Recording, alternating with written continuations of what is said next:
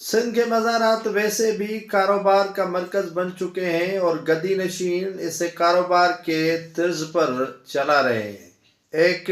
مزار جو گدی نشین تو پتہ نہیں کہاں ہے، وہ ہے عبداللہ شاہ غازی کا مزار جو کراچی میں واقع ہے۔ عبداللہ شاہ غازی کی مزار پر وہاں جو محکمہ اوقاف کی جانب سے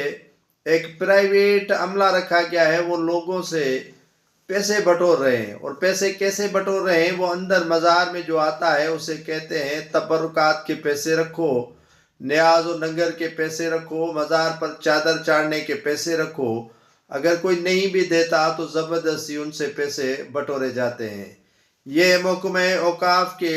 جو ملازمین ہیں 1 گریڈ کے، وہ تو دن میں ڈیوٹی کرتے ہیں، لیکن جو شام کے اوقات میں ہیں وہ دوسرے جو پرائیویٹ افراد ہیں ان کی ڈیوٹی شروع ہو جاتی ہے اور لوگوں کے ساتھ زیادتیاں شروع ہو جاتی ہیں۔ وزیر اعلیٰ سندھ مراد علی شاہ، وزیر اوقاف ریاض شاہ شیرازی نے اس معاملے کا نوٹس تو پہلے دنوں سے لیا ہوا تھا کہ اندر مزار کے ہاں جو بھی زیارت کے لیے فرد جاتا ہے تو ان کے ساتھ اس طرح کا برتاؤ نہیں کیا جائے، لیکن محکمہ اوقاف کے عملے کے جو احکامات ہیں وہ وزیر اور وزیر اعلیٰ سے بالا تر ہیں، کیونکہ وہ اندر کھانے میں اس طرح کی زیادتیاں کرتے ہیں